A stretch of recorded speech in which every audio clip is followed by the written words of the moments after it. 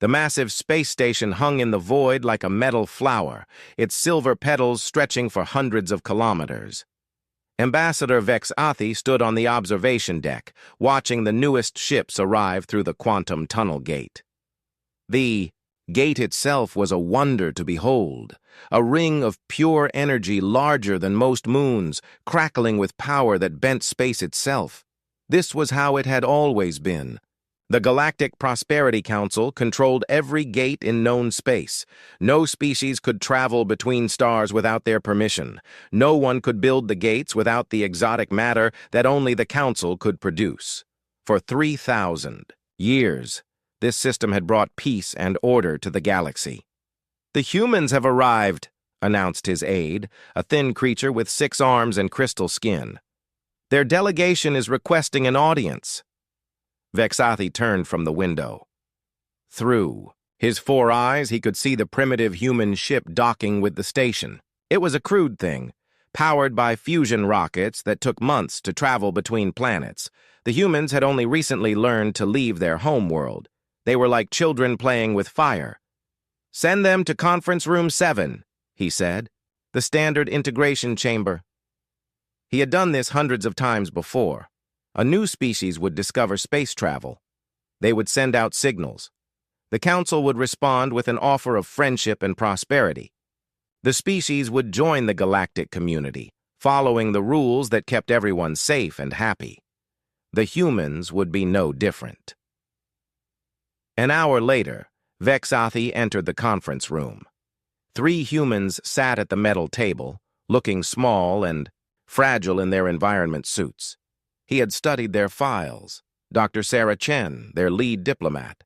Admiral Marcus Webb, a military officer with hard eyes. Dr. James Morrison, their top scientist. "Welcome to the Galactic Prosperity Council," Vexathi said, his voice translator making the words sound warm and friendly. "I am Ambassador Vexathi. We have been watching your species with great interest." Dr. Chen leaned forward. "Thank you for meeting with us. We're honored to make contact with galactic civilization." "The honor is ours," Vexathi replied. He activated a holographic display, showing the local star cluster. Blue lines connected the systems, marking the gate network. "Your species has achieved fusion power and basic spaceflight. This qualifies you for limited integration into our community," Admiral Webb spoke up. "What does that mean exactly?" "It means freedom," Vexathi said. "Freedom to explore the stars, to trade with other species, to expand beyond your single world." The hologram zoomed in on 3 star systems near Earth.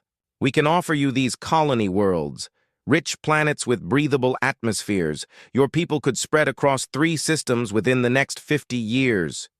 Dr. Chen's eyes lit up. "That's incredible. What would we need to do?" Vexathi waved a hand and new data appeared in the hologram. Mining operations, shipping routes, production schedules. "Your world is rich in rare earth elements, metals that are essential for gate construction and maintenance.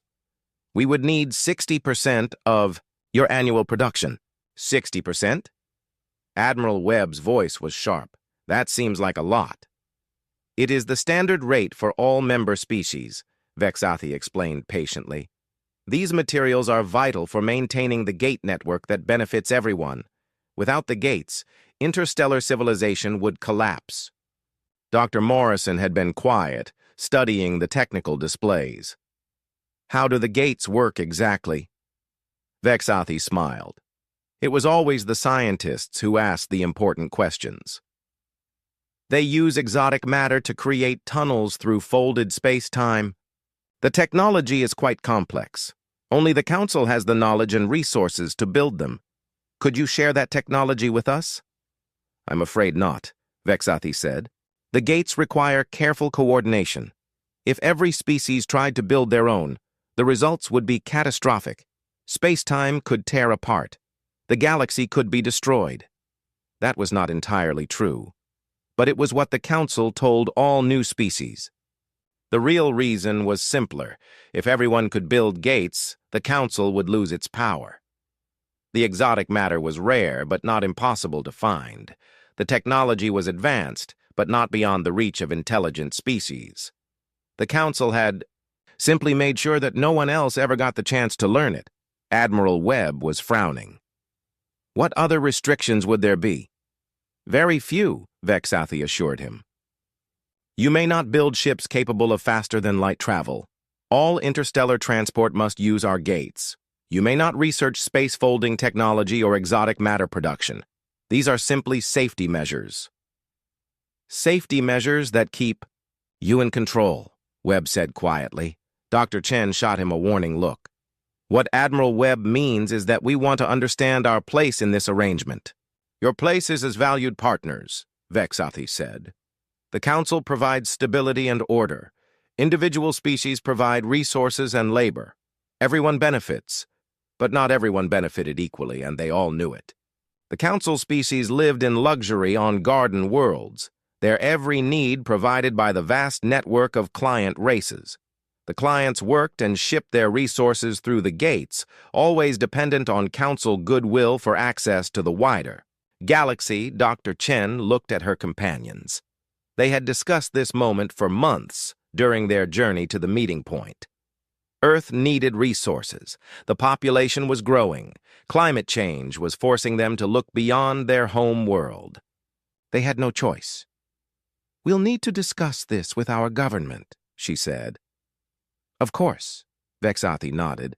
Take all the time you need. But remember, this is a limited-time offer. Other species are always interested in expansion opportunities. That was a lie, too. The three systems had been empty for centuries, but urgency always helped close a deal. 2 weeks later, the human delegation returned with an answer. They had been authorized to sign the integration treaty. Dr. Chen's hands shook slightly as she put her signature on the document. Admiral Webb looked like he was signing his own death warrant. Dr. Morrison just stared at the technical appendices, already planning how to work within the new restrictions. Excellent, Vexathi said as he sealed the agreement. Welcome to the galactic community. Council engineers will arrive at your system within 6 months to begin construction of your local gate. As the humans left, Vexathi felt the familiar satisfaction of another successful integration. The humans would mine their rare earths and ship them through the gates. They would settle their 3 permitted worlds and be grateful for the privilege. In a few generations, they would barely remember what it had been like to dream of the stars. But something nagged at him as he watched their ship depart. Admiral Webb's suspicious questions, Dr. Morrison's intense interest in gate technology. The way Dr. Chen had looked like she was making a deal with the devil. Most species were eager to join galactic civilization. They saw only the benefits: new worlds, new knowledge, protection from hostile forces. The humans had seemed almost reluctant, as if they knew they were giving up something precious. Vexathi dismissed the thought. Every species had its pride. Every species thought it was special. The humans would learn, just as all the others had learned. The Council's way was the only way that worked. In the depths of space, the human ship accelerated toward the quantum tunnel gate. Inside, Dr. Chen was composing her report to Earth. Admiral Webb was reviewing the treaty's military implications. Dr. Morrison was making notes about exotic matter and space-folding theory. None of them spoke during the journey home. There was nothing to say. They had sold their species freedom for a handful of worlds and the promise of safety. It was probably the smart choice. Certainly the only choice, but it didn't feel right. The gate swallowed their ship in a flash of twisted light, carrying them back toward Earth. Behind them, Ambassador Vexathi was already preparing for his next meeting. Another species had just achieved fusion power. Another integration was about to begin. The Galactic Prosperity Council's work was never done. Order had to be maintained. The gates had to be controlled. The galaxy had to be kept safe from the chaos that would surely follow if everyone was allowed to reach for the stars on their own terms. It was better this way. It had always been better this way. The humans would understand that eventually. Dr. Elena Vasquez rubbed her tired eyes and stared at the equations floating in the holographic display. 3 years had passed since humanity signed the treaty with the Council. 3 years of mining rare earths and shipping them through the quantum gates. 3 years of following the rules and staying within their assigned boundaries. She was supposed to be working on improved fusion reactors. That was her official job at the Luna Research Station. The Council allowed such research because it helped Earth's colonies become more efficient. Better fusion meant more mining, which meant more resources flowing through their gates. But Elena had always been curious about other things. "Run the simulation again," she told the computer. The display shifted, showing space-time as a grid of lines that bent and twisted around massive objects. According to Einstein's old theories, space and time were like a fabric that could be warped. The Council's gates punched holes through this fabric, creating tunnels between distant points. Elena's research suggested something different might be possible. Dr. Vasquez? Her assistant, Tommy Park, stuck his head through the lab door. "The night shift is over. Shouldn't you go get some sleep?" "In a minute," she said, not looking away from the display. "Look at this, Tommy. What if we didn't need to punch holes in space-time? What if we could just bend it?" Tommy came closer, studying the equations. He was young but brilliant, one of the few people Elena trusted with her unofficial research. "You mean like the old Alcubierre drive theory?" Exactly like that, but better. Elena manipulated the display, showing how space-time could be compressed in front of a ship and expanded behind it. "Miguel Alcubierre thought you needed exotic matter with negative mass, impossible to create with our technology. But what if he was wrong about that part?" The simulation showed a ship riding a wave of warped space, moving faster than light without actually exceeding the speed limit. It was like surfing on the fabric of reality itself. "The Council says this kind of research is forbidden," Tommy said quietly. "The Council says a lot of things." Elena saved her work and encrypted the files. "They say their way is the only safe way. They say independent FTL research could destroy the galaxy, but they never explain why." Over the next few months, Elena worked in secret. She recruited a small team of researchers who shared her curiosity about the forbidden sciences. Dr. Yuki Tanaka, a specialist in quantum field theory, Dr. Ahmed Hassan, an expert in exotic matter physics, Dr. Lisa Chen, Sarah Chen's younger sister, who understood space-time mathematics better than anyone. They called themselves the Alcubierre Group, and they met in unused sections of the research station after official hours. Elena's theory was elegant in its simplicity. Instead of using exotic matter with impossible properties, they could manipulate quantum vacuum fluctuations to achieve the same effect. "The vacuum isn't empty," Elena explained during one of their midnight sessions. "It's full of virtual particles appearing and disappearing constantly. We just need to convince them to appear in one place and disappear in another." "Easier said than done," Dr. Hassan pointed out. "The energy requirements would be enormous, not—" "If we do it right," Elena said. She showed them her latest calculations. "We don't need to power the entire effect. We just need to start it. Once the space-time bubble forms, it becomes self-sustaining." Dr. Tanaka looked skeptical. "That sounds too good to be true." "Most breakthroughs do," Elena replied, "until someone builds them." The work was slow and dangerous. They had to be careful not to attract attention from Council inspectors who visited the research station regularly. They had to use only equipment that wouldn't be missed. Most importantly, they had to make sure their experiments didn't create any exotic signatures that Council sensors might detect. Their first successful test was tiny, a microscopic bubble of warped space that lasted for 3 nanoseconds. But it proved the theory worked. Space-time could be bent without exotic matter. The impossible was possible. "We need to tell someone," Dr. Hassan said, after they confirmed the results. "Not yet," Elena warned. "We need a working prototype first. Something big enough to move." an actual ship. That took another 6 months. Working with salvaged parts and improvised equipment, they built their first Alcubierre Vasquez drive in an abandoned mining facility on the dark side of Luna. The device looked like a metal ring, surrounded by complex field generators, nothing like the massive council gates with their exotic matter cores. "It's beautiful," Tommy said as they powered up the drive for its first full test. Elena felt her heart pounding as she initiated the startup sequence. Months of theory and calculation had led to this moment. Either they were about to make history, or they were about to prove that the Council was right about the dangers of independent FTL research. The ring began to glow with a soft blue light. Space around it started to bend, creating visual distortions like heat shimmer. The test probe, a simple metal sphere with basic sensors, sat in the center of the field. "Field stability at 90%, Dr. Tanaka reported. "Quantum fluctuation. Patterns are holding," added Dr. Hassan. Elena took a deep breath and activated the drive. Reality twisted around the probe, and then it was gone. Not destroyed, not vaporized. Simply gone. As if it had never existed. For a moment, Elena thought, they had failed catastrophically. Then her computer chimed with an incoming signal. The probe was transmitting from a position 3 million kilometers away near Earth orbit.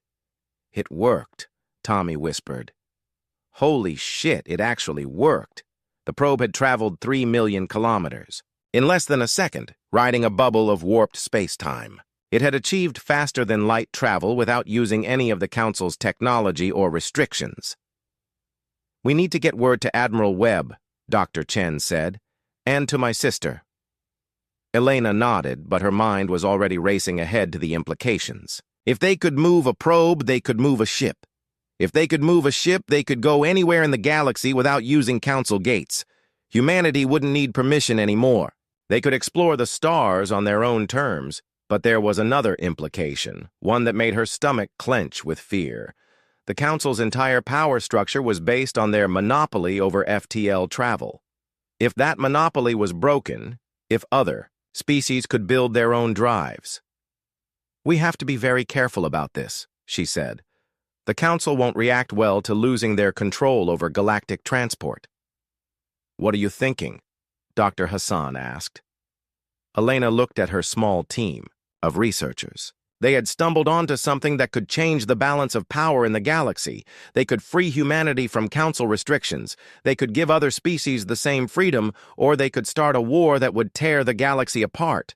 "I'm thinking we need to be ready for anything," she said finally. "The Council has been in control for 3,000 years. They won't give that up easily." Over the next few weeks, word spread carefully through Earth's government and military leadership. Admiral Webb arrived at Luna personally to witness a demonstration of the drive. Dr. Sarah Chen came too, along with representatives from several major Earth governments. "This is incredible," Admiral Webb said as he watched their third successful test. "How fast can it go?" "Theoretical maximum is about 1,000 times the speed of light," Elena explained. "With refinements, maybe more. A trip to the Andromeda Galaxy would take about 2,000 years instead of 2 million. And it doesn't require any Council technology." "None at all.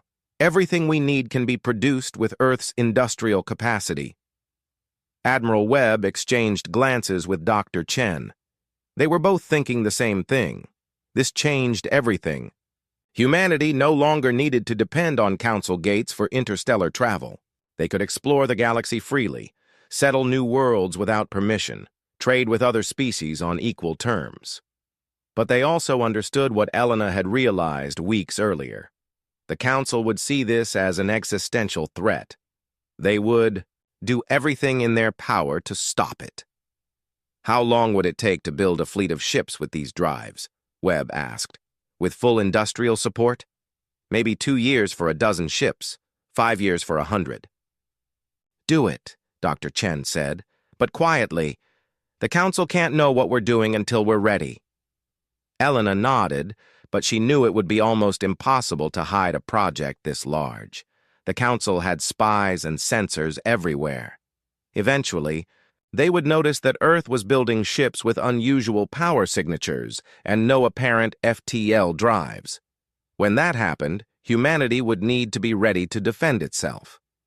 The meeting broke up with plans to begin immediate construction of a secret fleet. Elena returned to her lab where Tommy was running calculations on drive efficiency improvements. "What do you think will happen when the Council finds out?" he asked. Elena looked out the window at Earth, hanging blue and beautiful in the black sky. Somewhere out there, Council ships patrolled the gate network, maintaining order and control. Soon, that control would be challenged for the first time in 3,000 years. "I think," she said slowly, "we're about to find out what freedom really costs." Inspector Kelmack's 6 arms moved independently as he examined the mining reports from the human colony on Kepler 442b. Something was wrong with the numbers. The rare Earth production was exactly what it should be according to the quota. C'est bon? Shipping schedules matched perfectly. Everything was too perfect. In 30 years of inspecting Council client species, Kelmack had learned to spot the signs of hidden activity. Species that were planning rebellion always tried too hard to look normal. Their reports became too precise, their explanations too detailed. The humans showed all the classic symptoms. "Run a deep scan of the mining equipment," he ordered his technical aide. "Look for any modifications or unauthorized technology." The scan results made his 4 hearts skip a beat. The human mining lasers had been modified with quantum resonance chambers. The ore processors included exotic particle detectors. Most troubling of all, several mining sites showed traces of space-time distortion that couldn't be explained by any approved technology. Kelmack had found evidence of illegal FTL research. "Contact Admiral Vex Athi immediately," he told his communications officer. "Priority 1 emergency signal." 6 hours later, a Council enforcement cruiser arrived at Kepler 442b. Kelmack met with the human colonial governor, a nervous woman named Maria Santos, and presented his findings. "These modifications to your equipment are in direct violation of the Integration Treaty," he said. "Can you explain their purpose?" Governor Santos shifted uncomfortably in her chair. "We've been trying to improve mining efficiency. The modifications help us extract more ore from each site. Quantum resonance chambers are used for exotic matter research," Kelmack pointed out. "Exotic matter research is forbidden under Council law." "We weren't researching exotic matter," Santos insisted. "We were just trying to find ways to increase production." Kelmack studied the human's biosigns. Elevated heart rate, increased perspiration, dilated pupils. She was lying, badly. More importantly, she was scared. Not the fear of someone caught violating mining quotas, but the terror of someone whose entire species was about to be exposed. "I'm placing this colony under investigation lockdown," he announced. "No ships may enter or leave this system until the Council determines the extent of these violations." Within hours of the lockdown order, something unprecedented happened. A human ship appeared in the system without using the quantum gate. It simply materialized at the edge of sensor range, moving faster than light through normal space. The impossible had become possible. Kelmack watched his sensors in stunned silence as the human ship approached. It showed no exotic matter signatures, no quantum tunnel emissions. By all known laws of physics, it shouldn't exist. Yet there it was, proving that everything the Council believed about FTL travel was wrong. "Send an emergency message to the Council capital," he ordered. "Maximum priority. The humans have developed independent FTL technology." The ship that had appeared was the UES Freedom, one of humanity's new Alcubierre Vasquez drive vessels. On board, Dr. Elena Vasquez was preparing for the most important presentation of her life. In a few hours, she would stand before the Galactic Assembly and reveal humanity's breakthrough to the entire galaxy. Admiral Webb had wanted to keep the technology secret longer, to build a larger fleet before revealing their capability. Dr. Saracen had argued for gradual disclosure through diplomatic channels, but Elena knew that secrecy was no longer possible. Council inspectors were getting too close, and other human colonies were showing similar signs of forbidden research. Better to reveal the truth on their own terms than to be caught in a lie. The Freedom docked with Inspector Kelmack's ship, and Elena requested a meeting. The inspector was a tall, thin creature with gray skin and too many joints in his limbs. His 4 eyes studied her with the intensity of a predator examining prey. "Dr. Vasquez," he said through his translator, "I assume you're here to explain how your ship achieved faster-than-light travel without using our gates." "I am," Elena replied calmly, "but not to you. I'm here to invite you to witness humanity's address to the Galactic Assembly." Kelmack's eyes widened. "The Assembly? You don't have the authority to address the Assembly. Under Article 15 of the Galactic Charter, any species may request an emergency session to address matters of universal significance," Elena said. "I believe our discovery qualifies." 2 days later, representatives from over 200 species gathered in the great amphitheater on the Council capital world.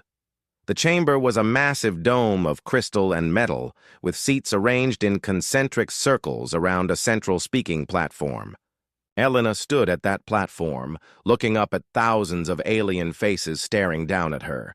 Ambassador Vexathi sat in the council's elevated section, his 4 eyes burning with barely controlled anger. Chairman Mordak, the ancient ruler of the council, leaned forward in his throne-like seat. Around the chamber, representatives from dozens of client species whispered among themselves, wondering why the humans had called this unprecedented meeting. "Honorable delegates," Elena began. Her voice amplified throughout the chamber. 3 years ago, humanity joined the galactic community as a client species of the Prosperity Council. We were told that the Council's way was the only safe way to travel between the stars. We were told that independent FTL research would be catastrophic. We were told that we needed to follow the rules for our own good. Murmurs rippled through the assembly. Several council members looked uncomfortable. "Today," Elena continued, "I'm here to tell you that we were lied to." The chamber erupted in shocked gasps and angry shouts. Chairman Mordak slammed his ceremonial staff against the floor, calling for order. Elena waited for the noise to die. Down before continuing. The council claims that only they can safely build FTL drives. They say their exotic matter technology is the only option. They use this claimed monopoly to control who can travel between stars and who cannot. Elena activated a holographic display showing her equations. But their monopoly is based on a lie. There are other ways to achieve faster-than-light travel. Safer ways, better ways. Ambassador Vexathi stood up. "This is outrageous. The human delegate has no authority to make such claims. Their species lacks the scientific knowledge to understand these matters." "Then perhaps," Elena said with a slight smile, "you can explain how I arrived at this assembly." The chamber fell silent. Every delegate had received the same report. A human ship had appeared at the capital world without using any gates. It had traveled from Earth to the galactic core in less than 6 hours, a journey that should have taken weeks through the gate network. "Our ship, the UES Freedom, is equipped with an Alcubierre Vasquez drive," Elena announced. "It warps space-time itself to achieve faster-than-light travel. It requires no exotic matter, no quantum tunnels, no massive infrastructure. Most importantly, it can be built by any species with sufficient knowledge of quantum physics." The implications hit the chamber like a physical blow. Delegates from client species stared at Elena with growing excitement. If what she said was true, they wouldn't need the Council's permission to explore the stars. They could build their own ships, travel to their own chosen worlds, trade with whomever they wanted. They could be free. Chairman Mordak rose from his throne, his ancient voice booming through the chamber. These claims are absurd and dangerous. Independent FTL technology would destabilize the galactic order. Wars would break out over territory and resources. Civilization itself would collapse. Would it? Elena asked. Or would you simply lose your ability to control everyone else? How dare you? Vexathi snarled. The Council has maintained peace for 3,000 years. Peace through oppression isn't peace, Elena replied. It's slavery with better marketing. She turned to address the full assembly. The Council wants you to believe that you need them, that you're too primitive, too dangerous, too stupid to be trusted with true freedom. But look around this chamber. Every species here achieved spaceflight on their own. Every species here developed fusion power, quantum mechanics, advanced mathematics. You're not children who need the Council's protection. You're intelligent beings who deserve the right to reach for the stars. A delegate from the Zephyrian Union stood up. If this technology exists, why haven't you shared it? Because we're sharing it now, Elena said. She activated another display showing the technical specifications for the Alcubierre-Vasquez drive. These are the complete plans. Any species with industrial space capability can build these drives. The only requirement is the will to be free. The chamber exploded into chaos. Delegates shouted questions, accusations, demands for proof. Some called Elena a fraud, others a liberator. Council members demanded the assembly be dissolved, while client species representatives demanded more information. Through it all, Chairman Mordak sat silent on his throne, his ancient mind calculating the implications. For 3,000 years, the Council had ruled through information control. They had convinced the galaxy that their way was the only way, their technology the only safe option. Now a young human scientist had shattered that illusion in a single presentation. Inspector Kelmack watched from his seat in the observer section, remembering his shock when the human ship had first appeared. He had served the Council faithfully, for decades, believing in their mission to maintain galactic order. But Elena's words forced him to ask uncomfortable questions. How many species had been held back by artificial restrictions? How many worlds remained unexplored because the Council limited access to the gate network? How much progress had been sacrificed to maintain their power? As the chaos in the chamber reached its peak, Elena made one final statement. The Council will tell you that humanity is young and reckless. They'll say we don't understand the consequences of our actions, but we understand something they seem to have forgotten. Freedom is worth any risk. She looked directly at Chairman Mordak. Your age of control is ending. The age of freedom has begun. The old ruler's eyes burned with fury, but Elena could see something else there too. Fear. For the first time in millennia, the Council faced a threat they couldn't control or contain.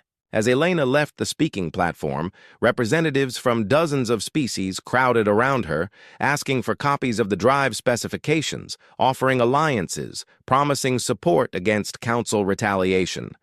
The revolution had begun, and there was no stopping it now. In his private chambers high above the assembly hall, Chairman Mordak stared out at the stars and contemplated the end of everything he had spent his long life building. The humans had done more than develop new technology. They had given the galaxy hope for something better than managed subjugation. That hope would have to be crushed before it could spread further. He reached for his communication device and began issuing orders to the Council fleet. If the humans wanted a war over freedom, he would give them one. But it would be a war they could never win. Admiral Marcus Webb stood on the bridge of the UES Defiance, watching through the view screen as Council dreadnoughts emerged from the quantum tunnel gate near Earth. 12 massive ships, each one larger than anything humanity had ever built, bristling with weapons that could crack planets. Chairman Mordak had sent them to end the human rebellion before it could spread. It should have been a massacre. Sir, we're receiving a transmission from the lead dreadnought, his communications. Officer reported, put it through. The screen filled with the image of Admiral Thekvar, one of the Council's most decorated military commanders. His reptilian features were set in a grim expression as he delivered his ultimatum. Admiral Webb, by order of Chairman Mordak, humanity is declared in violation of the Galactic Peace Treaty. You will surrender your illegal FTL technology and submit to Council authority, or Earth will be pacified by force. Webb had expected this moment for months. Ever since Elena's revelation, at the Galactic Assembly, the Council had been mobilizing their enforcement fleets. Intelligence reports suggested they were planning to make an example of humanity, to show other species what happened to those who challenged Council authority. "I'm afraid I can't do that, Admiral," Webb replied calmly. "Humanity claims the right to travel freely among the stars. We will defend that right." Tekvar's laugh was harsh and grating. "You have 12 ships, Admiral. I have 12 dreadnoughts, each one capable of destroying your entire fleet. Surrender now, and your species will be allowed to survive under Council supervision." "Respectfully, Admiral," Webb said with a slight smile, "you need to update your intelligence reports." The human ships that had been hiding behind Earth's moon suddenly appeared throughout the system, their Alcubierre Vasquez drives allowing them to materialize wherever they wanted. Not 12 ships, but 60, and they weren't alone. Zephyrian cruisers, crystalline collective destroyers, and ships from a dozen other species that had built their own drives using Elena's specifications. Tekvar's expression shifted from confidence to confusion to alarm as his sensors registered the new contacts. "Impossible. Our intelligence indicated you had only a small fleet." "Your intelligence was based on the assumption that we'd fight like you," Webb explained. "Massed formations, predictable tactics, battles fought at fixed locations. But why would we do that when we can be anywhere we want, any time we want?" To demonstrate his point, Webb ordered a tactical jump. The Defiance vanished from its position and reappeared directly behind the Council flagship, well inside their defensive perimeter. The other human ships did the same, surrounding the Council fleet in a matter of seconds. "This is how wars are fought, when both sides can bend space-time," Webb said. "Would you like to reconsider your ultimatum?" But Tekvar was a veteran of a dozen campaigns against primitive species who could barely leave their home systems. He had never faced an enemy with tactical mobility equal to his own. His response was to order his ships to open fire on the nearest human vessels. The battle lasted exactly 17 minutes. Council dreadnoughts were designed for overwhelming firepower and massive armor. They were meant to pound enemy positions from a safe distance while their own defenses absorbed return fire. But their weapons couldn't hit targets that could teleport across the battlefield in an instant, and their armor was useless against enemies that could appear anywhere. Human ships danced through space like ghosts, striking at the Council formation from impossible angles before vanishing and reappearing elsewhere. When the Council tried to pursue, they found only empty space. When they tried to retreat to a defensive formation, human ships materialized inside their formation. The UES Freedom, Dr. Elena Vasquez's original prototype, appeared directly above Admiral Tekvar's flagship and dropped a gravity mine onto its hull. The mine didn't explode. It simply created a localized gravity field that pulled the massive dreadnought's armor plating apart like tissue paper. "Admiral Tekvar," Webb's voice came over the emergency channel as the Council flagship, "lost life support. This is what happens when you try to fight the future with weapons from the past. Are you ready to discuss terms?" The surviving Council ships surrendered within the hour. But the Battle of Earth was only the beginning. Across the galaxy, other Council fleets were learning the same harsh lesson. The rigid tactics that had served them for millennia were worse than useless against enemies who could appear and disappear at will. On the industrial world of Vega Prime, a Council patrol squadron arrived to find the system's mining facilities had been liberated by ships flying flags from 20 different species.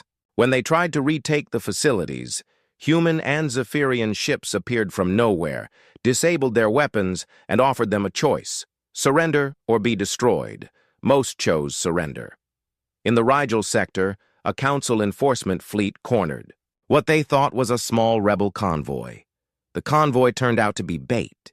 When the council ships moved in for the kill, they found themselves surrounded by over 100 vessels equipped with Alcubierre-Vasquez drives. The entire sector fleet was captured without firing a shot. The worst defeat came at the council's major military base in the Centauri cluster. Admiral Webb led a combined task force of human, Zephyrian, and crystalline ships in a daring assault that appeared to be suicide. Centauri base was defended by over 200 warships and massive orbital fortresses. But Webb's ships didn't attack the base directly. Instead, they appeared throughout the surrounding systems and began systematically destroying every quantum tunnel gate in the region. Without the gates, the base's defenders couldn't receive reinforcements or retreat to other positions. They were trapped. "This is Admiral Webb to Centauri Base Command," he broadcast as the last gate was destroyed. "Your supply lines have been cut. Your reinforcements can't reach you. Surrender now, and your personnel will be treated according to galactic warfare conventions." The base commander, Admiral Zekmoth, was one of the Council's most experienced officers. He understood the tactical situation perfectly. His ships were powerful, but they were trapped in a single system against enemies who could strike from any direction and retreat instantly if the battle went against them. "What are your terms?" he asked. "Simple," Webb replied. "Recognize the right of all species to build and use their own FTL technology, end the Council's monopoly on interstellar travel, allow free passage through existing gate networks, and if I refuse," Webb's voice was cold and implacable, "then you'll sit here until your supplies run out and your crews mutiny. The age of enforcing galactic law through superior firepower is over, Admiral. Adapt or become irrelevant." Zekmoth looked around his command center at officers who had served the Council faithfully for decades. He saw doubt in their eyes, fear, about what their future held in a galaxy where their massive fleets could be outmaneuvered by a handful of rebel ships. "I surrender," he said quietly. "Centauri base stands down." The news of the surrender spread across the galaxy within hours. The Council's most powerful military base had fallen without a single shot being fired in its defense. Their greatest admirals had been outmaneuvered by a species they had dismissed as primitive and reckless. More importantly, the victory proved that the Council's military dominance was an illusion. Their massive fleets were relics of an earlier age, designed to fight enemies who were limited by traditional physics. Against opponents who could bend space-time, traditional naval tactics were useless. In his palace on the Council capital world, Chairman Mordak watched the reports of defeat after defeat with growing desperation. His military advisors assured him that they could still win if they concentrated their remaining forces for a decisive battle. His intelligence services insisted that the rebellion would collapse once their leaders were captured or killed. But Mordak was old and cunning. He had ruled the galaxy for over 1,000 years by understanding the deeper currents of power and influence. The military defeats were painful, but not necessarily fatal. What terrified him was the political collapse that followed. Every day brought new reports of client species declaring independence from Council authority. The Zephyrian Union had publicly announced their withdrawal from all Council treaties. The Crystalline Collective was sharing Alcubierre-Vasquez drive technology with any species that requested it. Even some of the Council's own member species were beginning to question whether the old system served anyone except the ruling elite. "Sir," his aide announced, "Ambassador Vexathi is requesting an emergency meeting." Mordak nodded wearily. Vexathi had been instrumental in bringing the humans into the Council system. Perhaps he had insights into how to resolve this crisis before it destroyed everything they had built. The ambassador entered the chamber looking haggard and defeated. His usually immaculate appearance was disheveled, his 4 eyes red with exhaustion. "Chairman," he said, "I've just received word from the Kepler colonies. The humans have established a new government called the Free Stars Coalition. They're offering membership to any species that wants to join." And 47 species have already applied, Vexathi said quietly, including 3 of our own council members. Mordak felt something cold settle in his chest. The humans hadn't just developed new technology. They had created an alternative to the council system itself. Instead of demanding tribute and obedience, they were offering partnership and cooperation. Instead of restricting access to FTL travel, they were sharing it freely with anyone who asked. It was everything the council was not. "What do you recommend?" Mordak asked. Vexathi looked out the window at the capital city below, where protests were becoming more common as word of the military defeat spread. "I think, sir, that we need to consider the possibility that the humans are right. Maybe our way isn't the only way. Maybe it isn't even the best way." Mordak studied his old friend's face. He saw resignation there and something that might have been relief. Vexathi had served the council faithfully for centuries, but like many of the older members, he was tired of maintaining an empire through fear and control. "Are you suggesting we surrender?" "I'm suggesting we negotiate," Vexathi replied. "While we still have something left to negotiate with." Outside the palace, another protest march was forming in the streets. Citizens from a dozen different species carried signs demanding an end to the war, an end to the monopolies, an end to the system that had kept them dependent for so long. The age of control was ending, just as Dr. Elena Vasquez had predicted. The only question was whether it would end through negotiation or through complete collapse. Admiral Webb's next transmission arrived that evening, broadcast simultaneously to every world in council space. "Chairman Mordak," Webb said, his image appearing on screens across hundreds of star systems. "The Free Stars Coalition hereby offers the Galactic Prosperity Council a chance to join the new galactic order as equal partners. Your expertise in managing interstellar infrastructure would be valuable in helping build a better future for all species." He paused, letting the offer sink in. "But understand this. The age of enforced monopolies is over. The age of keeping species dependent on artificial restrictions is over. The galaxy belongs to all of us, not just those who happen to develop FTL technology first." The transmission ended, leaving Mordak alone with his thoughts and the weight of 3,000 years of galactic history. For the first time in his long life, he wondered if the humans might actually be offering something better than what the council had built. Chairman Mordak stood at the bridge viewport of his personal dreadnought, the Eternal Order, as it approached the Sol system. Around him, the largest fleet the council had ever assembled moved through space in perfect formation. 500 ships, representing the combined might of every species that remained loyal to the old system. It was his last gambit. Everything else had failed. Diplomatic negotiations had collapsed when the Free Stars Coalition refused to recognize council authority over FTL technology. Economic pressure had backfired as more species joined the coalition and stopped paying tribute. Military strikes had been defeated by enemies who could appear and disappear at will. If he couldn't destroy Earth and crush the human rebellion here and now, the Council's 3,000-year reign would end. "Sir," his tactical officer reported, "we're detecting massive fleet movements throughout the system. Human ships are taking defensive positions around Earth and Luna." Mordak nodded. He had expected resistance. Intelligence reports suggested the humans had built over 200 ships with their new drive technology. A formidable force, but not enough to stop 500 Council dreadnoughts in direct battle. "And the Coalition allies?" he asked. "Sensors show—" "Sir, this is impossible." "Report!" The tactical officer's voice shook as he read the scanner data. "We're detecting ships from 93 different species.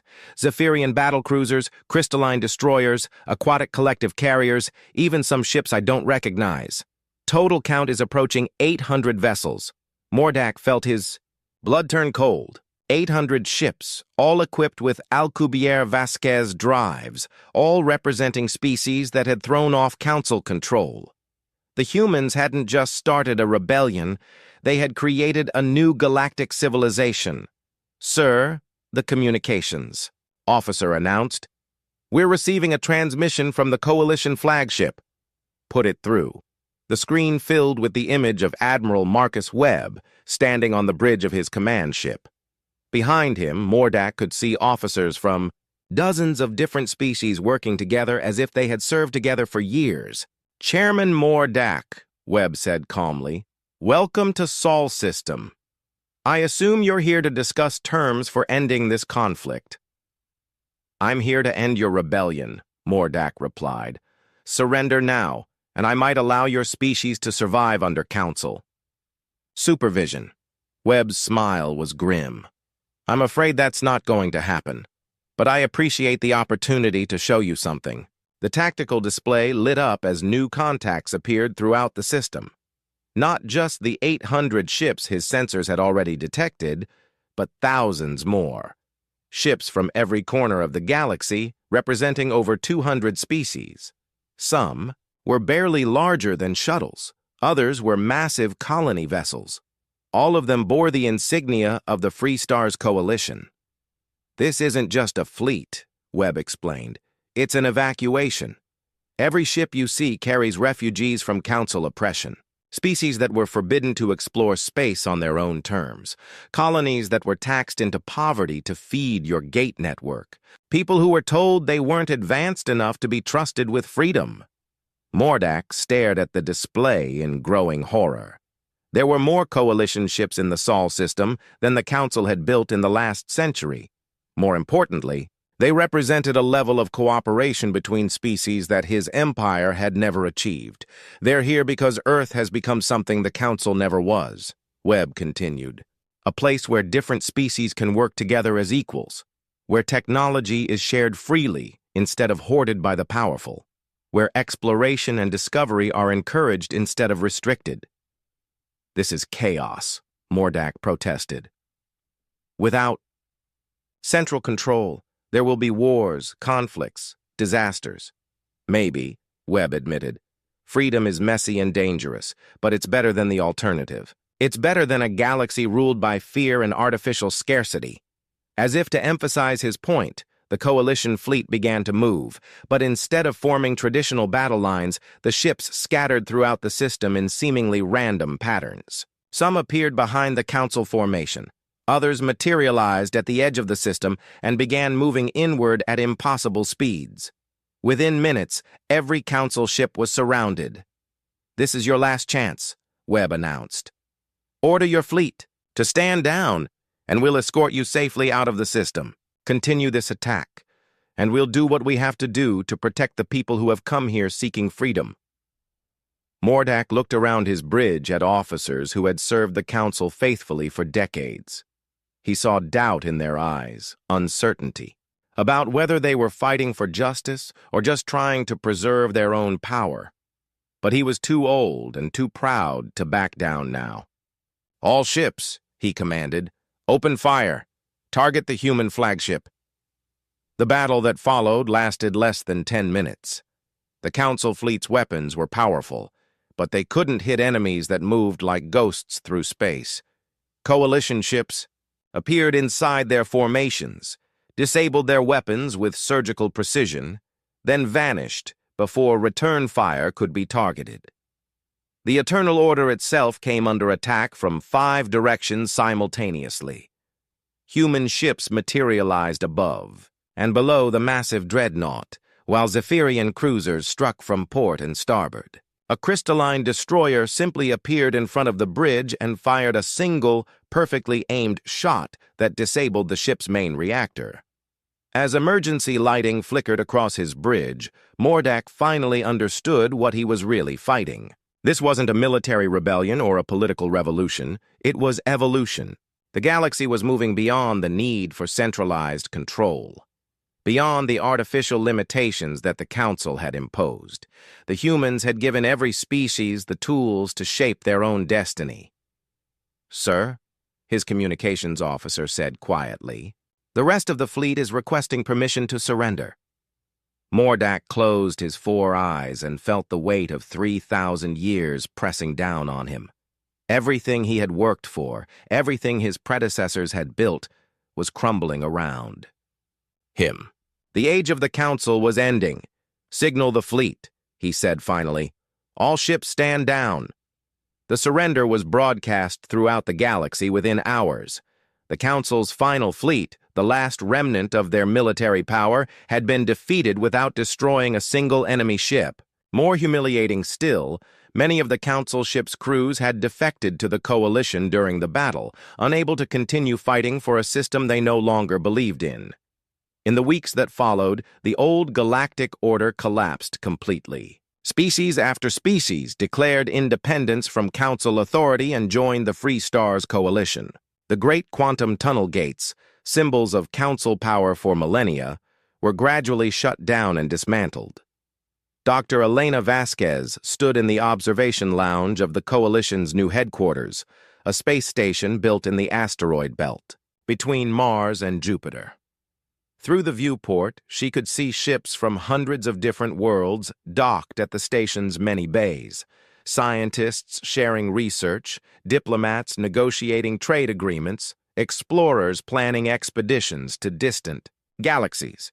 "It's beautiful," said Dr. Sarah Chen, joining Elena at the window. "I never imagined we'd see anything like this in our lifetime." "Neither did I," Elena admitted. "When I first started working on the drive equations, I just wanted to understand how space-time worked. I never thought it would lead to this." Sarah smiled. "That's the wonderful thing about discovery. You never know where it will take you." A soft chime indicated an incoming message. Elena activated her personal communicator and was surprised to see the face of Ambassador Vexathi. The former Council diplomat looked older but more peaceful than she remembered. "Dr. Vasquez," he said, "I wanted to thank you." "Thank me for destroying your empire." Vexathi's laugh was rueful. "For freeing us from it. I spent centuries enforcing a system that I knew was unjust, telling myself it was necessary for galactic stability. But you showed us there was a better way." Elena nodded. She had heard similar stories from dozens of former Council officials who had joined the Coalition. Many had spent their entire careers maintaining a system they secretly despised, trapped by the belief that there was no alternative. "What will you do now?" she asked. "The Centauran colonies have asked me to serve as their ambassador to the Coalition," Vexathi replied. "It seems my experience with interspecies relations is valuable, even if my previous employer wasn't." After the call ended, Elena returned to watching the bustling activity around the station. It wasn't perfect. There were disputes between species, arguments over resource rights, occasional conflicts that required mediation. But it was all happening, openly, with every species having an equal voice in the decisions that affected them. Admiral Webb's voice came over the station's communication system. "All department heads, please report to the main conference room. We have a proposal from the Andromeda Exploration Committee." Elena made her way to the conference room, where representatives from dozens of species had gathered. The proposal was ambitious beyond anything the Council had ever attempted: a joint expedition to the Andromeda Galaxy, using improved Alcubierre-Vasquez drives to make the journey in just over a year. "The improved drives can achieve speeds of over 5,000 times light," explained the project leader, a crystalline scientist whose body glowed with excitement. "We could establish the first intergalactic colonies within a decade." There was enthusiastic discussion about the possibilities. New worlds to explore, new species to encounter, new scientific discoveries waiting in a completely different galaxy. Under the old Council system, such an expedition would have been impossible. The resources would have been too valuable to risk, and the potential for losing control over far-flung colonies too great. But in the new system, exploration was encouraged rather than restricted. The Coalition's ships were already pushing the boundaries of known space, making contact with species that had never known about the Council's existence. As the meeting continued, Elena found herself thinking about Chairman Mordak. The old ruler had been placed under house arrest on a pleasant world in the outer systems, writing his memoirs and occasionally offering advice to Coalition historians studying the fall of the Council system. In his final interview before retiring, from public life, he had said something that stayed with her. "We told ourselves we were maintaining order, but we were really just maintaining our own power. The humans showed us what order built on freedom looks like. It's messier, more chaotic, but it's also more alive." The meeting ended with approval for the Andromeda expedition. As the representatives dispersed to their various ships and stations, Elena remained behind, looking out at the stars through the conference room's viewport. Sarah Chen joined her again. "Thinking about the future? Thinking about how far we've come," Elena replied. 3 years ago, we were mining asteroids and shipping rare Earth elements through Council gates. Now we're planning expeditions to other galaxies. Any regrets, Elena? Considered the question seriously. The revolution had cost lives. The collapse of the Council system had created economic disruption and political chaos in many regions. Some species had struggled to adapt to their newfound freedom, and conflicts had broken out in systems where Council authority had been the only thing preventing old ethnic rivalries from exploding. But balanced against that were the discoveries being made every day. New worlds being settled by species that had been confined to single systems for centuries. Scientific breakthroughs emerging from collaborative research between races that had never been allowed to work together. Art, music, literature, and philosophy flowering as different cultures mixed and learned from each other. "No regrets," she said finally. "Freedom is worth the chaos." Outside the station, a ship was preparing to depart for the edge of the galaxy, carrying a mixed crew of humans, Zephyrians, and crystallines. Its mission was to make contact with isolated species that might not have heard about the Council's fall or the Coalition's formation. Other ships were heading in different directions, to establish new colonies, to set up research stations, to explore regions of space that had been off-limits under the old system. The galaxy was opening up in ways that would have been unthinkable just a few years earlier. Elena returned to her quarters and pulled up her personal logs. She had been documenting the changes in galactic civilization since the first successful test of the Alcubierre-Vasquez drive. Future historians would need to understand not just what had happened, but why it had been necessary. Her final entry read, "The Council's greatest mistake was believing that stability required control. They thought freedom was chaos, that innovation was dangerous, that different species couldn't be trusted to cooperate without strict oversight. But they were wrong. The galaxy doesn't need rulers. It needs partners. It needs explorers. It needs dreamers willing to reach for impossible things and make them real. Today we're taking our first steps toward Andromeda. Tomorrow, who knows? The universe is vast and full of wonders, and for the first time in 3,000 years, every species in the galaxy is free to discover them." As she closed the log, Elena could see through her window the lights of ships from dozens of worlds, all working together to build something better than what had come before. The age of control was over. The age of exploration had begun, and the best part was, this was only the beginning. The red sand of planet Kepler 442b crunched under Commander Voss's heavy boots as he walked toward the massive stone structure. His green scales caught the morning light from the twin suns above. The ruins stood like giant teeth rising from the desert, carved with symbols that no one in the Galactic Empire had ever seen before. "Sir, the scanning team found something big," said Lieutenant Blake, running up to the commander. His breathing was heavy from excitement. "You need to see this right away." Commander Voss followed the young officer through the camp where dozens of Imperial soldiers and scientists worked under white tents. The Empire had been digging here for 3 months, ever since their deep space scanners found energy readings coming from this dead world. What they discovered was beyond anything they expected. The ruins belonged to a civilization that had vanished thousands of years ago. But this was not just any ancient race. The more they dug, the more horrible the truth became.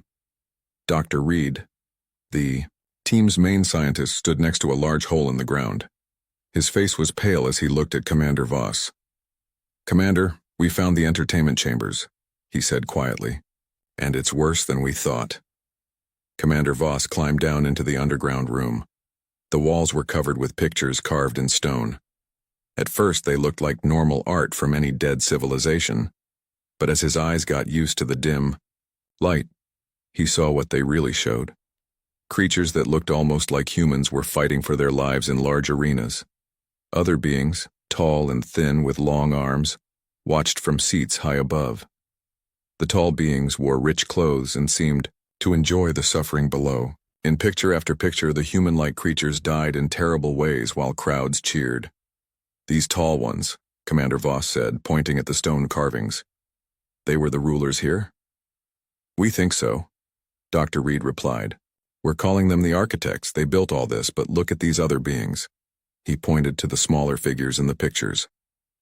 "Don't they look familiar to you?" Commander Voss stared at the carved faces. The creatures had 2 arms, 2 legs, and faces that were very similar to— "No," he whispered. "It cannot be." "I thought the same thing," Dr. Reed said. "But then we found this." He led Commander Voss deeper into the chamber. At the far end was a wall covered with what looked like a map of the galaxy. Red lines connected different star systems, and small symbols marked various planets. One of the marked planets was in a part of space that Commander Voss knew very well. "That's the Sol system," he said, his voice full of shock. "That's where the humans come from." Dr. Reed nodded. "And according to these maps, the architects had ships that traveled there many times. We think they took humans from their homeworld and brought them here." The weight of this discovery hit Commander Voss like a heavy stone. Humans were one of the newest members of the Galactic Empire. They had joined just 50 years ago after their first contact with Imperial ships. Everyone thought humans were just another young species learning to travel between stars. No one knew they had been taken from their world thousands of years before. "How many?" Commander Voss asked. "We don't know yet. But based on the size of these entertainment areas, it was thousands, maybe tens of thousands." Commander Voss felt sick. The Empire prided itself on protecting all species. They had strict laws against slavery and cruelty. To learn that one of their member species had suffered like this in the past was horrible. "Sir," Lieutenant Blake called from across the chamber, "the human research team just arrived. Should we tell them?" Commander Voss looked up. He had forgotten that a team of human scientists was coming to help study the ruins. The Empire often used experts from different species to understand alien civilizations better. The humans were supposed to arrive today. "Not yet," Commander Voss said. "Let them settle in first. We need to understand more before we tell them what we found." But as they climbed back to the surface, Commander Voss saw it was too late. A small Imperial shuttle was landing near their camp. Through its windows, he could see several human faces looking out at the ruins with excitement and wonder. Dr. Marcus Webb was the first human to step off the shuttle. He was a tall man with gray hair and kind eyes. He had spent his whole life studying dead civilizations. Behind him came 3 other humans: Lisa Park, a young woman who worked with ancient machines, Dr. James Carter, who studied old languages, and Captain Torres, a military officer sent to protect the science team. "Commander Voss," Dr. Webb called out, walking over with a big smile. "Thank you for inviting us. These ruins look amazing. I can't wait to start working." Commander Voss forced himself to smile back, but his heart was heavy. How could he tell these excited humans that they were looking at the place where their ancestors had died for entertainment? "Welcome to Kepler 442b, he said. "I hope you will find your work here interesting." Dr. Webb looked around at the massive stone structures. "This architecture is unlike anything I've seen. The builders must have been very advanced. Do we know what happened to them?" "We are still learning," Commander Voss replied carefully. "But come, let me show you to your tents. You must be tired from the journey." As the humans set up their equipment and prepared for their work, Commander Voss watched them with new eyes. Now that he knew the truth, he could see the similarities between the humans and the creatures in the stone carvings. The shape of their faces, the way they moved, even their expressions when they were curious or excited. These humans had no idea that they were walking through the place where their people had suffered and died. They saw only an exciting scientific discovery. But Commander Voss knew that soon, very soon, they would learn the horrible truth about their past. He made a decision then. Whatever they found in these ruins, whatever terrible things they learned about what the architects had done, the Empire would protect the humans. They had suffered enough. The twin suns began to set over the desert, casting long shadows across the ancient stones. In the growing darkness, the ruins looked even more like the tombs they really were. But Commander Voss was determined that they would not become tombs for any more humans. The discovery was just the beginning. 3 days had passed since the human team arrived. Dr. Marcus Webb worked with great excitement, carefully cleaning dust from ancient stone tablets. He had no idea that each symbol he uncovered told the story of his people's suffering. Lisa Park stood inside a large underground room, studying broken machines that lined the walls. Her scanner beeped as it detected old energy patterns. "These devices are incredible," she said to Dr. Reed. "They're thousands of years old, but still have power running through them." "What do you think they were used for?" Dr. Reed asked, though he already feared the answer. Lisa ran her hand along the smooth metal surface of one machine. It was shaped like a chair with strange attachments. "I'm not sure yet, but they seem designed to hold someone in place. Maybe for medical procedures." Dr. Reed looked away. The Imperial scientists had already figured out what these machines really did. They were torture devices, built to cause pain without killing. The architects had used them to keep their human prisoners alive and suffering for as long as possible. Meanwhile, Dr. James Carter sat at a small table covered with papers. He had been working day and night to translate the architect language. His eyes were red from lack of sleep, but he could not stop. Something about these writings felt important. "Commander Voss," Dr. Carter called out, "could you come look at this? I think I'm starting to understand their writing system." Commander Voss walked over, his heavy footsteps echoing in the stone chamber. He looked down at the papers covered with Dr. Carter's notes and drawings. "What have you found?" Commander Voss asked. Dr. Carter pointed to a section of symbols he had copied from the wall. "This word keeps appearing everywhere. I think it means game or sport, but it's always connected to these other symbols." He pointed to different markings. "These seem to refer to living beings." Commander Voss felt his stomach tighten. "Living beings?" "Yes, and look at this." Dr. Carter showed him another set of symbols. "I think this is their word for what we would call breeding or making stronger. It appears in the same sentences as the word for humans." The truth was becoming clearer, and Commander Voss knew he could not hide it much longer. The architects had not just captured humans for entertainment. They had been breeding them, making them stronger and tougher, so they would survive longer, in the fighting pits. "Dr. Carter," Commander Voss said carefully, "perhaps you should take a break. You have been working very hard." But Dr. Carter was too excited to stop. No, I'm so close to understanding. Look at this sentence." He pointed to a long line of symbols. "I think it says something like, 'The small warriors from the third planet fight with great spirit. We must bring more to make the games better.'" Commander Voss closed his eyes. There it was, proof that the architects had gone to Earth and taken humans specifically because they made good fighters. At that moment, Dr. Webb came running into the chamber. His face was bright with excitement. "Everyone, you have to see what I found." He led them to a new section of the ruins that had just been uncovered. It was a huge room with walls covered in detailed carvings. But these pictures were different from the others. They showed the entire history of the architects' relationship with humans. The first pictures showed architect ships arriving at a blue and green planet, Earth. The next pictures showed them taking groups of humans and bringing them back to this world. The following images were harder to look at. They showed humans being put in cages, sorted into groups, and forced to fight each other. But as the pictures continued along the wall, something changed. The humans began to look different. They became stronger, faster, more determined. "It's like they were adapting," Lisa Park said, studying the carvings. Each generation looks tougher than the last. Dr. Webb nodded. Evolution in action. The weak died, and only the strong survived to have children. After thousands of years, the humans here became something different from the ones on Earth. But look at the final pictures, Dr. Carter said, pointing to the end of the wall. The last carvings showed something amazing. The humans had not just survived, they had fought back. The pictures showed them working together, making weapons and fighting against their architect masters. The final image showed humans breaking free from their cages and running toward architect ships. They escaped, Lisa Park whispered. Some of them got away.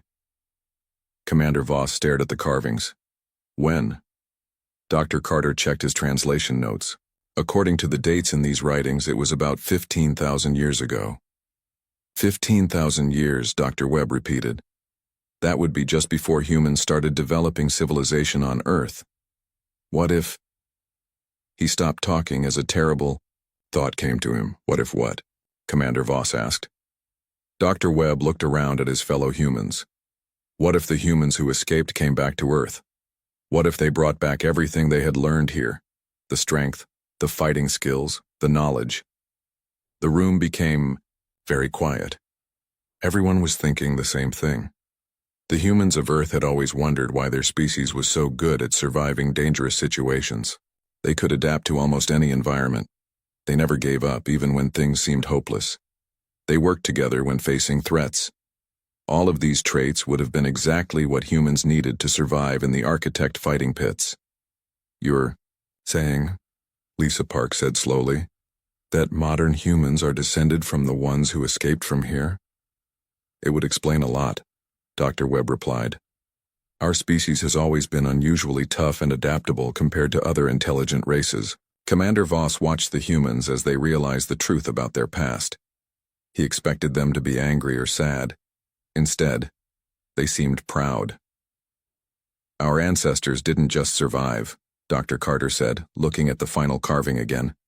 They won. They beat their captors and made it home, and they made sure their children would be ready for anything, Lisa Park added. Captain Torres, who had been quiet until now, stepped forward. That's why humans never give up, he said. It's in our blood.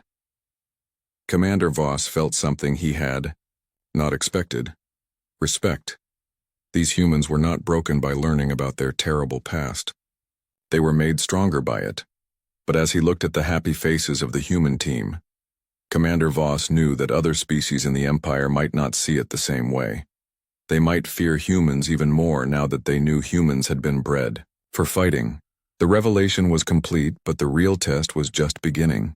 The emergency meeting took place in the largest tent at the dig site.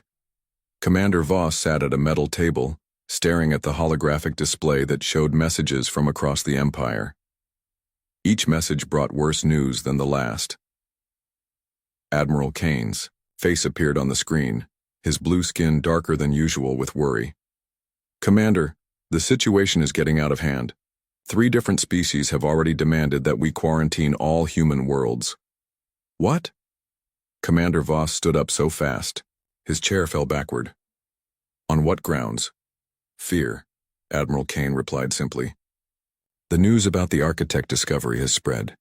Everyone knows that humans were bred to be fighters. The Reptilian Council thinks humans are too dangerous to be free. The Crystal people want all humans put in protected camps for everyone's safety. Even some of our own Imperial officers are worried.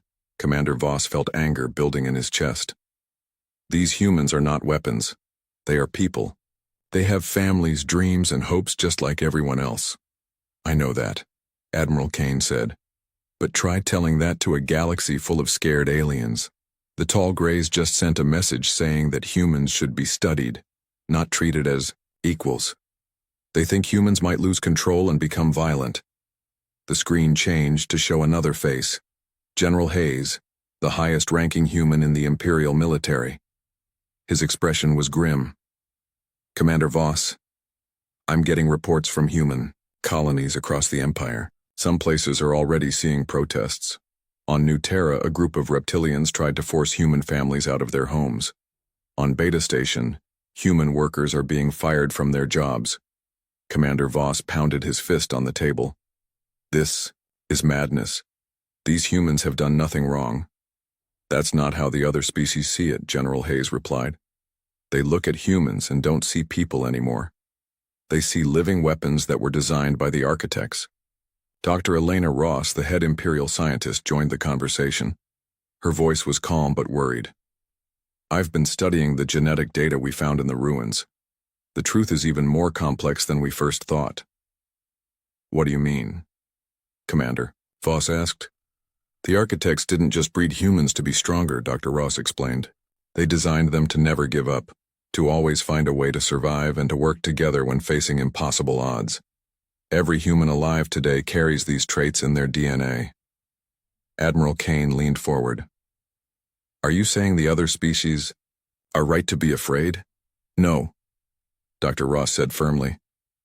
I'm saying they're looking at this all wrong. Yes, humans were changed by what happened to them, but those changes didn't make them monsters. They made them heroes. Commander Voss felt hope for the first time since the crisis began. What do you mean? Dr. Ross pulled up data on her screen. Look at human behavior over the past 50 years since they joined the Empire. They have the lowest crime rates of any species. They volunteer for the most dangerous rescue missions. They share their resources with planets in need. They adopt orphan children from other species. But they're also the best fighters in the Imperial military, General Hayes added quietly. Yes, Dr. Ross agreed, but they only fight to protect. Others never to conquer or hurt innocent people. The architects tried to make humans into perfect killers, but instead, they created perfect protectors. Meanwhile, at the dig site, the human team was facing their own problems. Captain Torres received a message from his commanding officer, ordering all humans to return to Earth immediately. Dr. Webb got word that several universities were canceling their contracts with human researchers. Lisa Park learned that her family, back home, was being questioned by Imperial security, but the humans refused to leave. This is our history, Dr. Webb said firmly. We have a right to understand what happened to our ancestors. Lisa Park nodded. And we're not done here yet. There are still machines in the lower levels that I haven't studied. They might tell us more about how the architects controlled their prisoners. Dr. Carter held up a tablet covered with translated text. I've found something important in these writings. The architects didn't just disappear. According to this, they were destroyed by their own creations. What do you mean? Captain Torres asked. The humans they bred weren't the only species they captured, Dr. Carter explained. They took beings from dozens of different worlds. Eventually, all these different species worked together and turned against the architects. It was the greatest slave rebellion in galactic history. Commander Voss, who had been listening from the tent entrance, stepped forward. And humans led this rebellion? Dr. Carter shook his head. No, they were part of it. They worked with everyone else. The writings say that humans were especially good at bringing different species together, making them trust each other and fight as one team. Commander Voss felt something click in his mind. This was the answer they needed. He activated his communicator. Admiral Kane, patch me through to the Imperial Council meeting. Within minutes, Commander Voss was speaking to representatives from dozens of species across the Empire. Many of them looked afraid or angry when they saw him. Commander Voss, said the reptilian ambassador, her voice cold. We are voting on the human question. Many of us believe they should be isolated for the safety of the galaxy. Before you vote, Commander Voss said, you need to hear the complete truth about what we found here. He told them about the rebellion, about how humans had worked with other enslaved species to defeat the architects. He explained that humans were not designed to be killers, but to be survivors who protected others. The architects tried to create the perfect weapon, Commander Voss concluded. Instead, they created the perfect ally. Humans don't conquer, they unite. They don't destroy, they protect. They don't take, they give. The council chamber was quiet for a long moment. Finally, the Crystal Ambassador spoke. If this is true, then perhaps we have been looking at this situation incorrectly. It is true, Dr. Elena Ross said, joining the conversation. And I have the proof. Humans have been part of the Empire for 50 years. In that time, they have never started a war, never attacked another species, and never broken a peace treaty. Their only fights have been to defend others. The tall gray representative raised a concern. But what if they change? What if their warrior nature takes over? Captain Torres stepped forward. With respect, sir, our warrior nature has already taken over. We are warriors against injustice, against cruelty, and against fear. We choose to fight for peace, not against it. The vote that followed would change everything. But as commander, Voss looked at the determined faces of the human team around him. He knew they had already won the most important battle, the battle for understanding. The ground began to shake at dawn on the 7th day. Dr. Marcus Webb was studying stone tablets when the first tremor hit. Ancient dust fell from the ceiling as the entire ruin complex vibrated with a deep, rumbling sound. "What's happening?" Lisa Park called out, her voice echoing through the underground chambers. Commander Voss ran toward the main excavation site, his boots pounding against the stone floor. His scanner was beeping wildly. "All teams report to the surface immediately," he shouted into his communicator. But as the humans and Imperial soldiers climbed out of the underground chambers, they saw something that made their blood freeze. All across the desert, tall metal structures were rising from the sand. They looked like giant metal spiders with glowing red eyes. "Architect technology," Dr. Elena Ross whispered, staring at her readings. "It's been sleeping under the sand for thousands of years." The metal machines moved with deadly grace, their long legs carrying them toward the dig site. Each one was the size of a small building, with weapons mounted on their backs. As they got closer, a sound came from them, a high, piercing noise that seemed designed to cause fear. "How many?" General Hayes asked as he arrived with reinforcements. Lieutenant Blake counted the approaching machines. "At least 20, sir. Maybe more coming from the other side of the ruins." Commander Voss watched the machines advance and made a decision that would surprise everyone. Instead of ordering the humans to evacuate, he turned to Captain Torres. "Captain, we need your people to stay and fight with us." "Sir?" Captain Torres looked confused. "The standard procedure is to evacuate civilians from combat zones." "These are not normal circumstances," Commander Voss replied. "Dr. Ross, explain what you found." Dr. Ross pulled up her scanner data. "These machines are programmed to hunt specific genetic markers. They're looking for descendants of the architect's former slaves. That means they're targeting the humans specifically." Dr. Webb felt ice in his stomach. "They want to kill us?" "Not just kill," Dr. Ross said grimly. "According to the energy readings, they want to capture you alive, just like the original architects did." Lisa Park stepped forward, her jaw set with determination. "Then we fight. Our ancestors beat these things once, we can do it again." The first machine reached the edge of their camp. It was even more terrifying up close. 30 feet tall with multiple arms ending in different tools and weapons. Its red eyes focused on the humans, and it let out a sound like metal screaming. Imperial soldiers opened fire with their energy weapons. The beams hit the machine's metal skin but barely scratched it. The machine responded by shooting a net made of energy at Dr. Carter, who barely rolled out of the way in time. "Our weapons aren't working," shouted Lieutenant Blake. But Captain Torres was watching the machine carefully. Something about the way it moved seemed familiar. "Wait," he said. "I've seen this before. In the stone carvings. Look at how it attacks." He was right. The machine was using the same tactics shown in the ancient pictures. It was trying to capture, not kill. This gave the humans an idea. "Lisa," Dr. Webb called out to the engineer. "Can you get into the underground chamber where the control machines are?" Lisa Park understood immediately. "If I can access the architect control systems, I might be able to turn their own technology against them." Commander Voss ordered his soldiers to form a protective circle around the humans. "Whatever you're planning, do it fast." As more machines surrounded the camp, an amazing thing happened. The humans and Imperial forces began working together like they had trained for years. Commander Voss seemed to know exactly where Dr. Webb needed to go. General Hayes anticipated Captain Torres's battle plans. The Imperial soldiers moved to protect the human scientists without being asked. Lisa Park ran through laser fire and metal claws to reach the underground chamber. Inside, she found the architect control room still humming with power. Ancient. Screens showed the positions of all the attacking machines.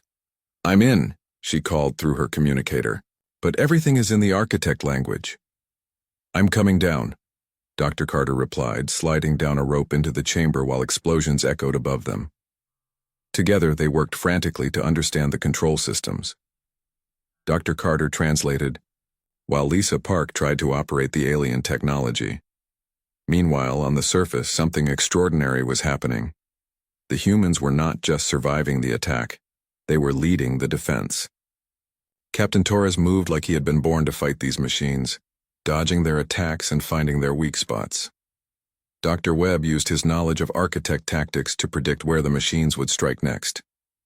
Even more surprising, the Imperial soldiers were following the humans' lead.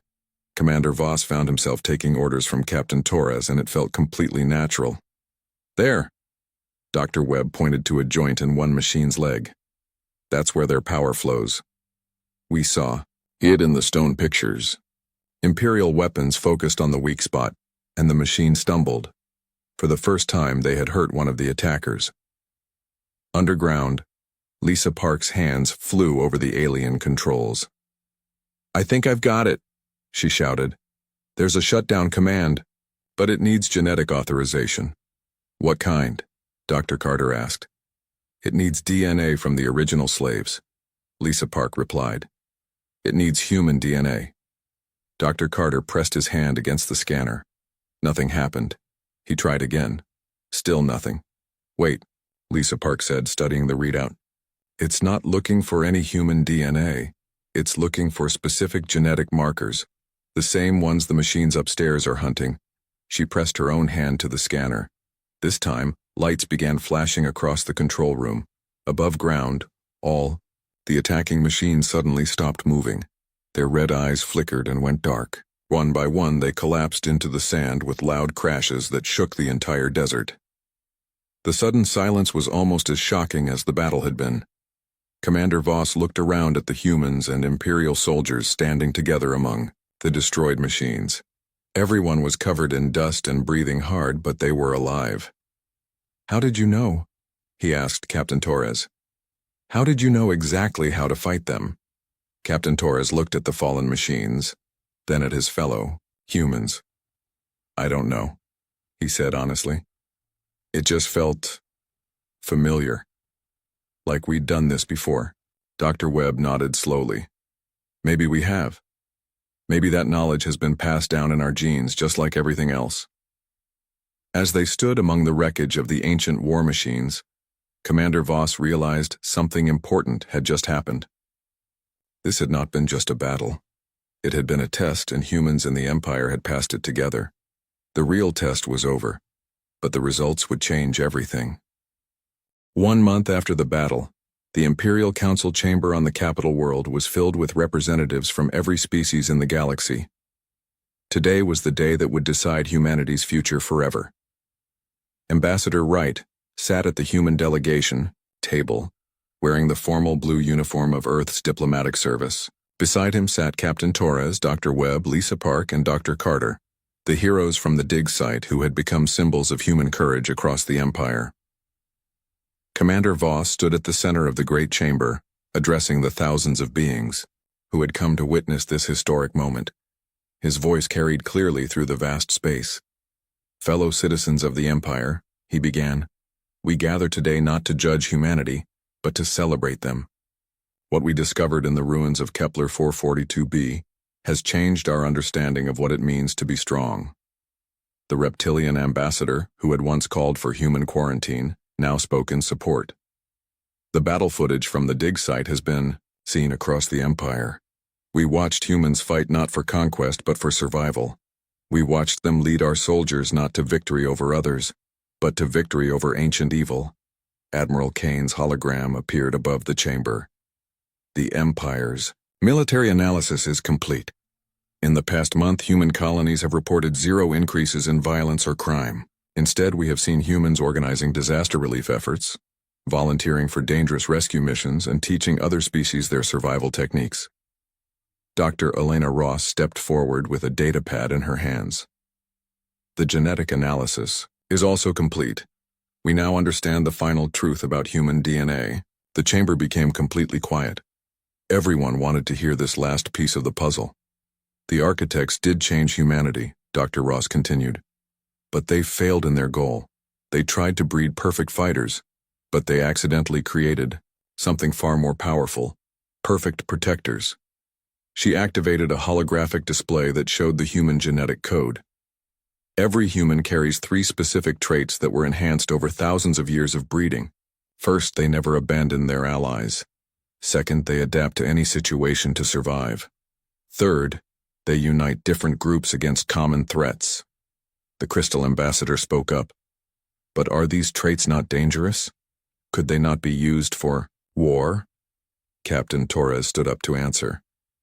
Respected Ambassador, in the past 50 years, humans have participated in 47 military actions alongside Empire forces.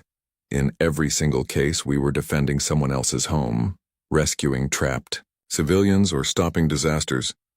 We have never once attacked a peaceful world or conquered territory for ourselves, Dr. Webb added.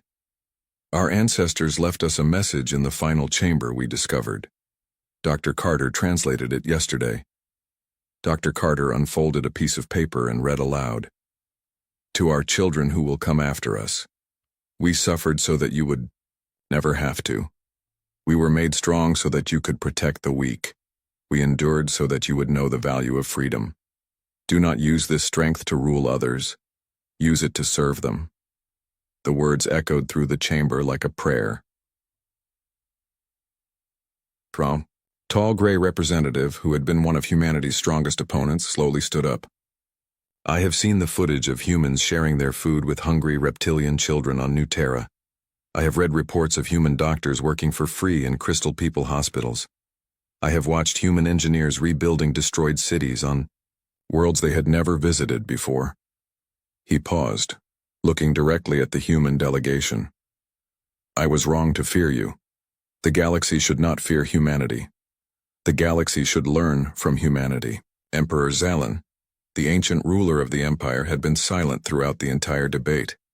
Now he rose from his throne, and every being in the chamber bowed their heads in respect. I have ruled this empire for 300 years. The Emperor said, his voice deep and wise. I have seen species rise and fall. I have witnessed war and peace, cruelty and kindness. But I have never seen anything like what the humans showed us in that desert. He walked down from his throne toward the human delegation. When those ancient machines attacked, my soldiers looked to human leadership. When the battle was won, humans shared their victory with everyone. When the dust settled, humans began treating the wounded, even wounded Imperial soldiers who had initially mistrusted them. The Emperor stopped in front of Ambassador Wright. The Empire does not just accept humanity as members. We name you the Inheritors. A gasp went through the chamber. The title of Inheritor was the highest honor in the Empire, given only to species who had proven themselves worthy of special respect and responsibility. You inherit not the cruelty of the architects, the Emperor continued, but the strength of those who defeated them. You inherit not the desire to rule, but the duty to protect. You inherit not the right to take, but the responsibility to give. Ambassador Wright stood up, tears in his eyes. Your Majesty, humanity accepts this honor. We promise to use our inherited strength only to serve the Empire and protect all its peoples. The Emperor smiled. And the Empire promises to stand with humanity always. Any world that threatens human colonies threatens the Empire itself. Any being who harms humans for their genetic heritage will answer to imperial justice. But the Emperor was not finished. More than that, we are creating a new division of the Imperial military, the Guardian Corps.